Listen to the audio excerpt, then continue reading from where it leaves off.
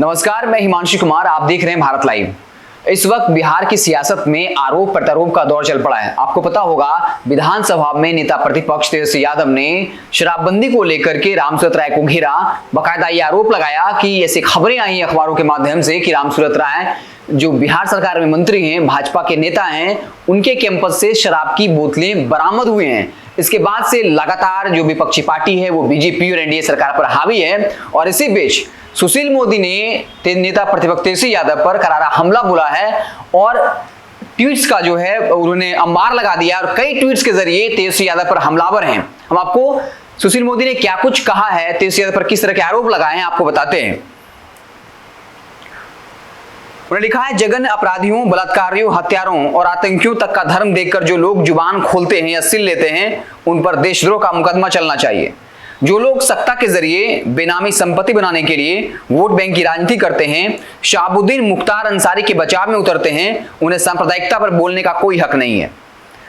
बाटला house मुठभेड़ के लिए एक आतंकी को दोषी पाए जाने के कोर्ट के फैसले पर भी राजद चुप्पी साध गया, लेकिन बिना किसी आधार के वे राष्ट्रीय स्वयंसेवक संघ पर अनर्गल टिप्पणी कर रहे हैं।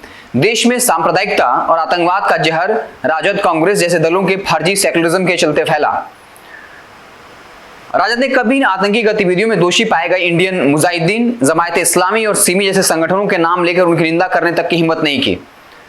राजद जिस यूपीए सरकार में शामिल था, उसके 10 साल के दौरान मुंबई पर आतंकी हमला हुआ और दिल्ली, वाराणसी, हैदराबाद सहित कई प्रमुख शहरों में हुए सीरियल ब्लास्ट के चलते सैकड़ों निर्दोष नागरिकों की जान गई।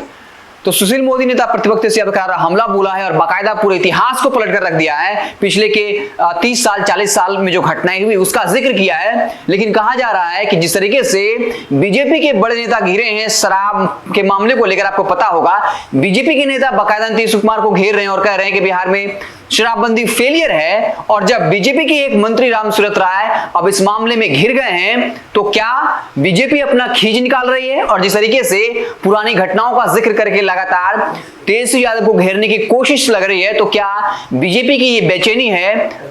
ये तो आप खुद सोच लीजिए। लेकिन कहीं ना कहीं लगातार जो सुशील मोदी हैं उन्होंने तेजस्वी यादव को घेरा है और बाकायदा उन्हें कहा है कि वो फेक सेकुलरिज्म के शिकार हैं और जिस तरीके से वो वोट बैंक की राजनीति कर रहे हैं। तो इस वक्त एक तरफ नेता प्रतिपक्ष तेजस्वी यादव शराब को लेकर के रामसूरत राय बीजेपी पर हमलावर हैं, एनडीए पर हमलावर हैं, तो दूसरी तरफ सुशील मोदी ने भी तेजस्वी यादव को बाकायदा एक सीरीज के जरिए, ट्वीट्स के सीरीज के जरिए तेजस्वी यादव पर करारा हमला बोला है। तो आप देखते रहे भारत लाइव, आपको पल पल की खबरों से लगातार अपडेट करते रहेंगे।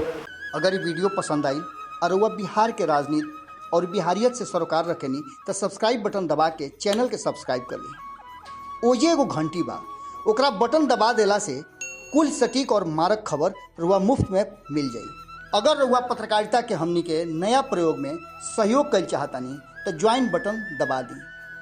पेटीएम नंबर नोट कर ली 9386816700। धन्यवाद।